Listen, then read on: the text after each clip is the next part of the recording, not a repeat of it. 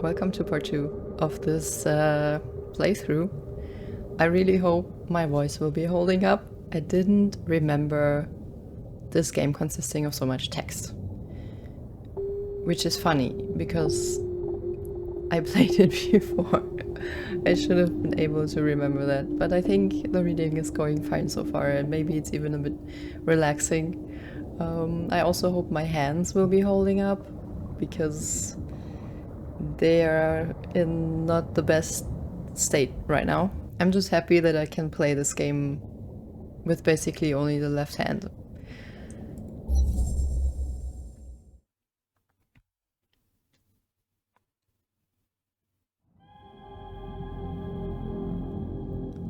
So, if I remember correctly, last time we woke up in the suit. We are some sort of system that controls things in the suit. We met Dr. Ellery Vas, who is wearing the suit right now on her body. She's searching for someone or something, we don't know yet what exactly is up with that. And we found a way station. A fun little way station. And I think she wanted us to use the retrieval system to get us back to the base. I quickly want to know what these are though. Booming stock. Okay, this is another, just a description for this other stock and this sandy shelf. I feel like we could move around a bit here, but I'm just gonna get back to the base. Drone ready. Okay, request retrieval.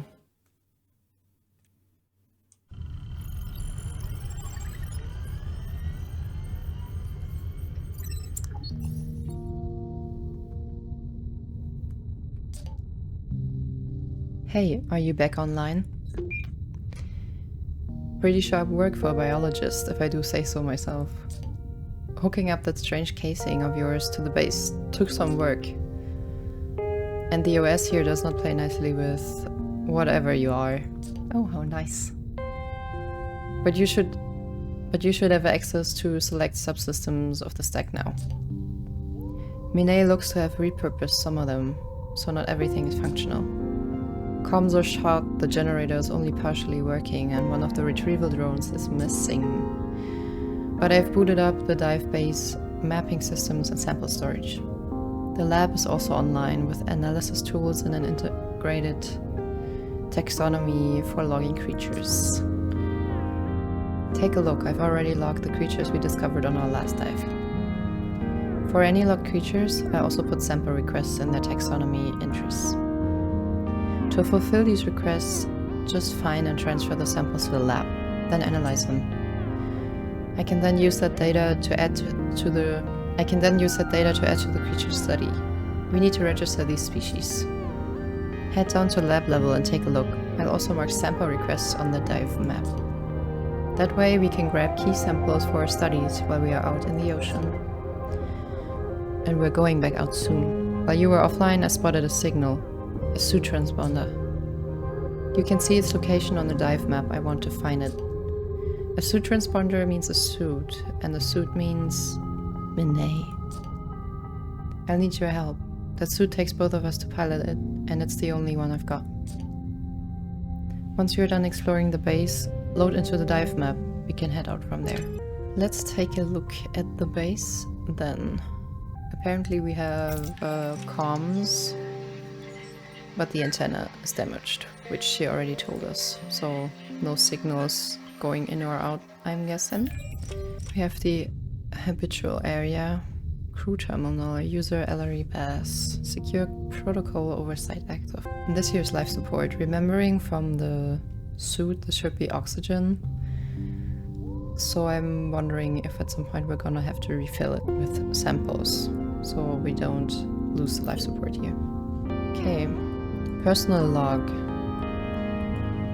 Minae is gone and she's left behind one hell of a mess. This base is falling apart, cannibalized to build way stations out in the ocean. The communications array sliced away, life support failing. Where did she even commandeer this research base from? There's no way Baikal would have supplied it willingly after what she did to them. What did she call me out here for? To witness her disappearance?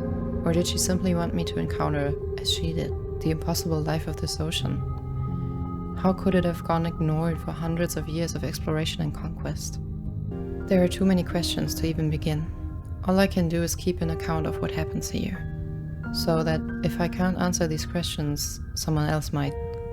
It'll be weeks, maybe months, until the next ship passes close enough to pick up my shuttle transponder. Until then, I'm alone. This place is unbelievably important. Our first contact with life beyond Earth. But something else is happening here too, and I need to know what it is. We don't have too much information right now, but judging from this text and what she has said during our last dive, it seems like Minae was maybe working for Baikal and then escaping from them in some way. Let's look at the bay. This is the dive map, which means getting back into the water. The sample store. I'm just gonna put one of each in here.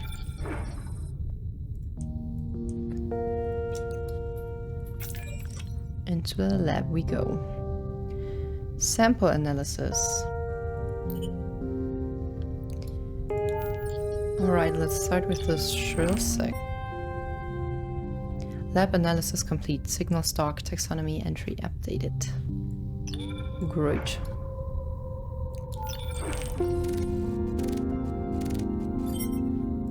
Got the spores and then the bark. This is probably where the entries are. Animals, fungi, plants, and bacteria. Let's first look at the animals. Soft bodies, spore catcher. So in the spore catcher, there's general observations, behavior theories, and sketch. Ooh, a sketch. I would love to see the sketches of all the animals and plants and fungi. Egg sample analysis requested. Wow.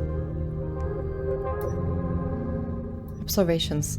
Spore catchers are small, soft-bodied creatures which move quickly through the water using siphon jets. Their mantles, striped with bright colors that shift as they swim, allow the creatures to modify their movement through the water with precise flapping motions.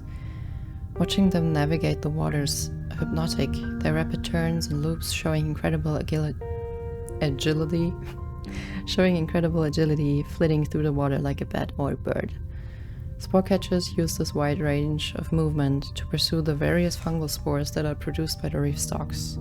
The spore catchers seem to be highly selective about which spores they wish to consume, suggesting that analysis of the stalk spores might tell us more about the spore catcher's behavior and diet. We already have something on the behavior. Alright, yeah, makes sense. The observations we get by just spotting them in the wild, and then she takes her notes. And behavior theories and sketch are probably by analyzing the samples in the base. Behavior. Analysis of the unique chemical compounds found in stalk spores and a wider understanding of how stalks use spores to communicate suggests a more mutual relationship between spore catchers and stalk than initially assumed. If stalks are able to tailor the chemical makeup of their spores, it is possible that the select spores the catchers eat are intended for their consumption and contain compounds and minerals attractive to the species. As spore catchers use their color-shifting properties to hide among stalk colonies, it seems increasingly possible that stalk colonies and spore catchers are mutualistically linked, and catchers serve the needs of specific stalk patches. What those needs are, however, is not yet clear. Analysis of a spore catcher egg, if found, may help us gain a full picture of their physiology, so some sort of symbiotic relationship. Then we had the stalk scraper, which was the translucent shell guys. Stalk scrapers are large translucent shelled creatures with a distinctive swimming motion, which feed primarily on stalk colonies. Surprisingly nimble despite their size, stalk scrapers use some of their modified limbs to swim through the water, and others to scrape away the chitinous membrane of the stalks. This is tolerated by the stalks to some degree, although they will also deploy shrill sex to scare the scrapers away. Stalk scrapers seem to be one of the most socially active of the reef creatures and will call to each other when grazing or when frightened. Each specimen has a unique cloud pattern on its shell. I wonder how these are formed and what their significance is within communities. Behavior. Analysis of stalk bark shows that it is chitin-based as suspected, containing glucose and high levels of polysaccharides. This makes it an ideal food source for the scrapers, but not only this, it makes stalk membrane a vital substance for lichen scraper shell formation. The more stalk membrane consumed, the larger and thicker a scraper shell will become, which explains the variance in scraper shell size and translucency. Going further, shells may also be markers of a stalk scraper's importance within the community. A larger shell means a more effective grazer, and therefore a more preferable partner. Further analysis of scraper shells is needed to continue this line of inquiry. And then we have all the stalks. I don't know if I'm gonna read all of this. I might, and then you can skip ahead if you don't care about this. We have the reef stalks. Reef stalks are fungal life forms which take the form of a series of stalks and plates anchored to rocky substrates. Their chitin exterior ranges in color from dark amber to acid yellow, leading them to resemble oversized lichens. This outer membrane is marked with slits which expand and contract, producing a distinctive hum. These slits or pores also allow both the release of spores by each colony and the absorption of other colonies' spores. I'm using this term for ease, but are these really seeds or something else? Both the hum and the spore exchange seem to be part of a complex communication network between individual stalk patches and colonies. However, like earth fungi, the visible part of these stalks may only be a small part of their overall mass. What networks might connect these colonies beneath the ground? And then we got the behavior. Analysis of stalk spores has revealed a rich cocktail of compounds unique to each spore, some of which are previously unknown to human chemistry. This aspect of the spores and their noticeable exchange between colonies of stalks suggests that these chemical cocktails are part of an information exchange network. However, some of these spores also appear to be true spores, used for the asexual reproduction of stalk colonies, suggesting that the information-carrying spores are adapted or modified reproductive spores. Analysis also suggests that stalk colonies may possess a high level of intelligence and cognition, and that the messaging provided by the spores is nuanced and even subjectively unique to each colony. Analysis also suggests that stalk colonies may possess a high level of intelligence and cognition, and that the messaging provided by the spores is nuanced and even subjectively unique to each colony. Patterns across multiple spores from a single colony even suggest a chemical signature possessed by each stalk group. Could these be thought of as stalk names? Sing stalk observations. Sing stalks are towering fungal stalks that, through swaying, produce a distinctive hum or groan. Part of the stalk ecology found on the central reef, the precise role of sing stalks is particularly obscure. Their singing seems to connect with the sonic communication between stalks, as seen from the stalk's use of shrill sex as an alarm mechanism, but what they are communicating remains unclear. Notably, sing stalks are often coated in sporing fungal growths, which release spores as the stalks sway through the water. These spores, released high up in the water column, cover a large area of the reef. There's something tree-like in the structure of the sing stalks, so much so that they give the impression of an underwater fungal forest, strange and yet familiar. Analysis of the stalk bark sample has given some new insights into the sing stalks. Their entire biology is compressed into the chitin plates that surround each specimen. They are completely hollow. In fact, rather than being a single large stalk, sing stalks are actually many spirally entwined stalks which weave together to form a pillow-like shell. The scraping of these stalks as they move against one another produces the stalk's harmonic hum, which may not be a form of communication with other colonies as first thought, and instead a kind of internal metronome, there to synchronize the movement of each individual stalk within the weave of stalks. But if the sing stalks are bark that surrounds them, this brings with it a new question. What do sing stalks contain? Further analysis is needed. Alright, so far the reef stalks are like lichen in a way. The sing stalks are just made out of these chitin plates. Signal stalks are tall, thin, bubble-coated stalks which are often found beside other stalk colonies. Like other callouts, signal stalks have a chitin exterior, but unlike other species, they feature prominent arising spores that allow them to produce the large bubbles I've named shrill sacs. Through this, signal stalks act as the protectors of stalk colonies. Their shrill sacs breaching when predators approach, resulting in a warning screech that causes nearby stalks to retract. This makes them a target for creatures which graze on the stalks, and only some colonies are able to maintain a signal stalk protector. But how do these stalks produce their bubbles, and what dictates their growth patterns? Further analysis of their physical products and structure should help. Behavior. Shrill sac laboratory analysis shows that they are formed from a coating of mucus sealed around a pressurized mix of oxygen and carbon dioxide. The oxygen shows that the signal stalks are able to absorb oxygen from their surroundings, perhaps through their large pores. Meanwhile, the CO2 must be the result of a fermentation process within the stalk itself. This suggests the presence of a fungal symbiote similar to yeast within the stalk, and the possible production of ethanol as a byproduct of this process, though a tissue sample will be necessary to confirm this. Shrill sac production, meanwhile, seems to be a precise art. The pressurization, gas mix, and size of each shrill sac can differ from stalk to stalk, meaning that warnings can be directed to particular colonies and even individual stalks if necessary. We don't have any plants or bacteria yet. I'm gonna look at the other compartments of the base before I get back to diving. Med subject non-active. So we have med bay, the generator, running at 34% efficiency. And the observation blister. This is where we have been so far, on the way station where we got back. She mentioned that she wants us to get certain samples, and I feel like, yeah, sample requests. The eggs, oh yeah, eggshell, root, and tissue. So my guess is that we are gonna have to visit all these places. Signal, priority. The base has detected a suit transponder at these coordinates. Could this be Minae? We'll have to head into the East Reef to find out. Obstruction. Minae's notes mention something called the bloom across this rift, but until we have stronger propulsion we won't be able to cross it.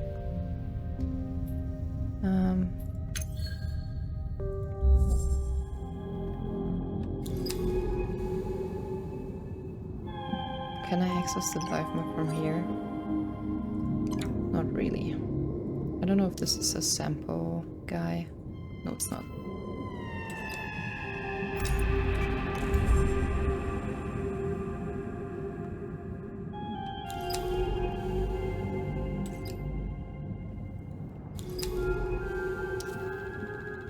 Bare boulders. The stalks are noticeably absent from the sides of this northern rift. Why do they leave such a clear buffer zone beside it? Oh yeah, I want to check out this rift.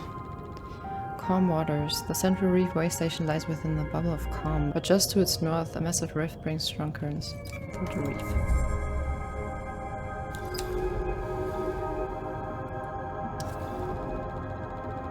I'm wondering if I should quickly go back and look at the map to remember roughly where the samples are. I'm just gonna do it. I want to look at the requests one more time.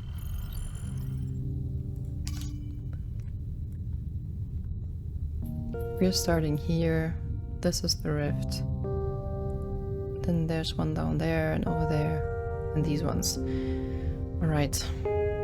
I just wanted to make sure that I don't miss any ones that are around the area where we came from.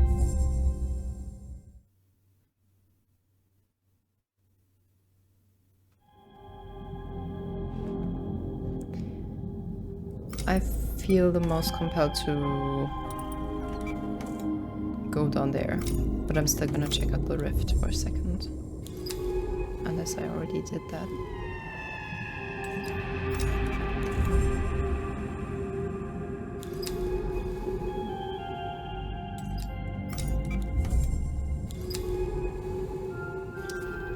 Northern Rift. The Northern Rift is the largest of the cuts into the central reef. Crossing it without some way of navigating its currents would be suicide.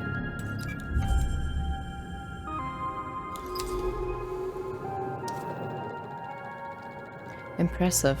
The split in the shelf is incredibly wide and deep. Those currents would smash us against the rocks if we swam out into the flow. We are going to need better equipment if we want to cross that monster. Strong currents. Flecks of spores and other organic material would pass in the current, dragged into the dense stalk patches in the west.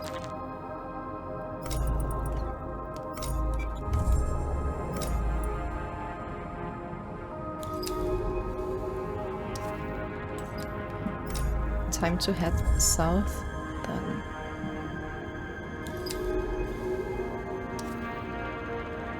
Open sand. This western side of the finger becomes increasingly enclosed by rocky outcrops as it leads towards the shallower water.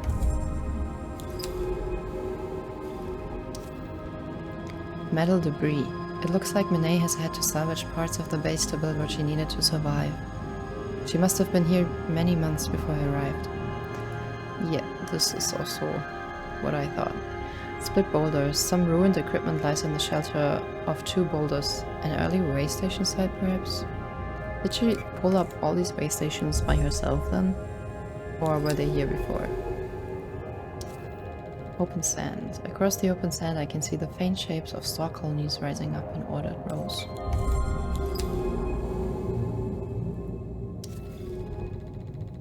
We have a sample candidate. As long as I still have sample space, I'm just gonna take them. Even though these shrill sacks are only for oxygen, I kind of want to find more that are giving me energy.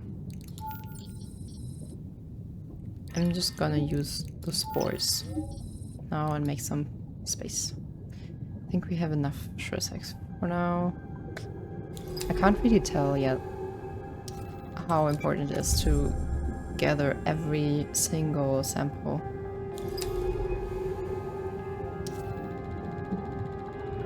Row of stalks. Unlike in the southern reefs, the stalks here are ordered in curving rows, tightly packed and evenly spaced.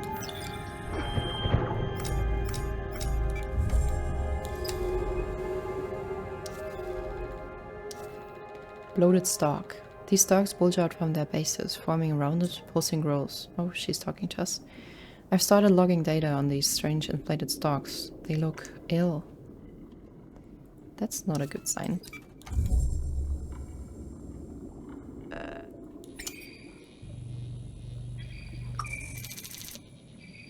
Oh, okay. Whatever this is, it will give us energy to power the suit. But there was only one sample on this one. Bloated stalk. Is this another one? No, it's a signal stalk. How many shrill sacks do I have? I have 4. Just gonna use these for now. Yeah. I will just take more shrill sack samples. Depending on how far west I have to go to get the eggs. I might need them.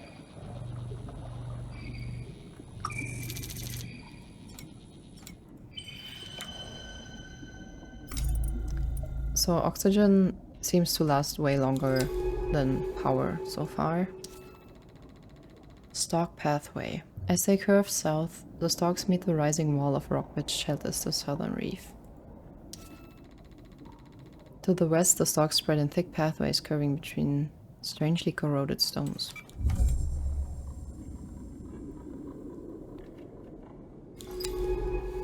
Should I get in there? Another bloated stalk. The membrane of these stalks is thin enough to be translucent in areas, stretched to breaking point by whatever is inside. I'm guessing some sort of gas.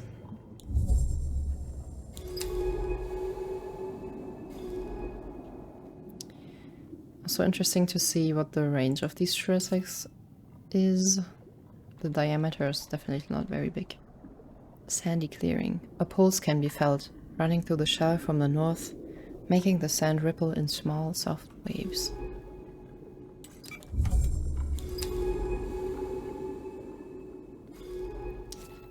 Is this another bloated guy? When alarmed, these stalks burst open, releasing their toxic contents into the local water. Could they be defending themselves?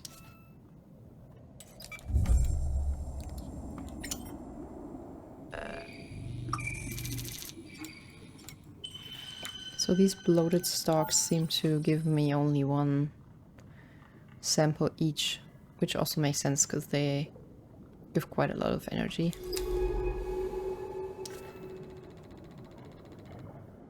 Clearing these stalks is a delicate task, and I hope that their attraction is temporary and not some terminal state. Yeah, I hope so too. If these stalks are isolating the bloats, perhaps it is because they're dangerous to the colony itself. Oh yeah. Maybe it's maybe there's a risk of it spreading whatever they have. Do I go over there or over here? Looking underneath this interface, it seems like there's another cave. And I kind of wanted to first go to the sample that was the furthest west. Forgive me. Forgive me for this action. These bubble skin stalks keep their distance from the bloats as if they know the danger they pose to the stalk colonies. So far the bloats seem to be just like single stalks. Just standing there randomly. More sampling.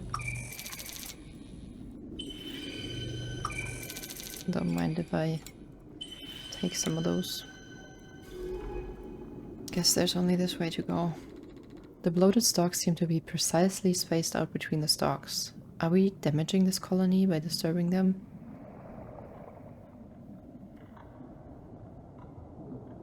I hope not.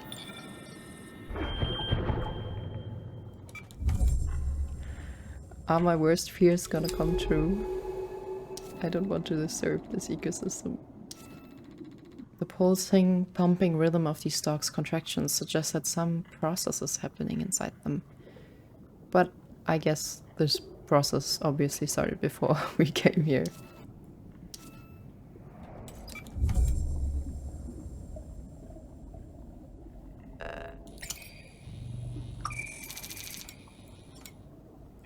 Sampling another bloated mister. It seems unlikely that the bloats are simply individually deceased stalks. Their growth patterns suggest a system, a process. With its chalky covering melted away by the bloat. This rock has a dull metallic sheen, spectrums of light reflecting across its surface. Do I want to go up or down? I want to see if we can dive into the cave, so I will attempt a south.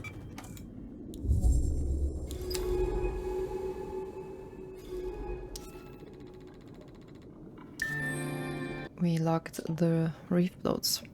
That's enough data to log and classify these inflated stalks. I'm going to call them reef bloats. How very insightful. These bloats pulse unnervingly, as if at any moment they might burst open, choking the water with a microbial cloud. That is the most pleasant thing I've heard all day. Oh yeah, wait, I wanted to sample this. And then...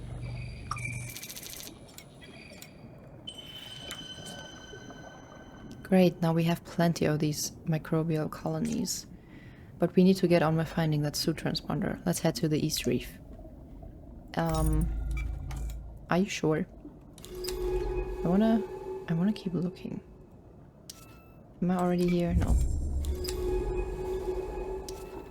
Western wall. The western wall rises up towards the shallowest part of the shelf, just meters below the surface of this planet-spanning ocean. Could it be cave time already? Dark cave. Below the steep wall, a dark crescent-shaped sinkhole cuts into the shelf. fallen rocks from the wall are strewn across the sand. So the question is, I think I'm gonna go in the cave either way to just see what's on the other side or in there. I wish we also had access to the map with the sample requests while diving. Maybe we do, and I'm just not aware. Because I would really love to know if this last microbial sample that we took was already the one that she requested, since she told us to now go east.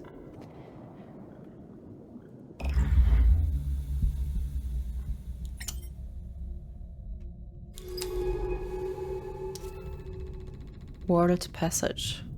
The walls of the passage twist inward with thick veins of growth. We must be heading beneath the stalks.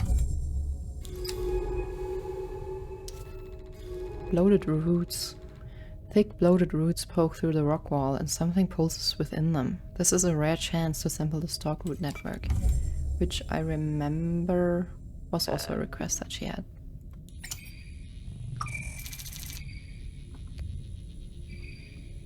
This gives both power and or oxygen.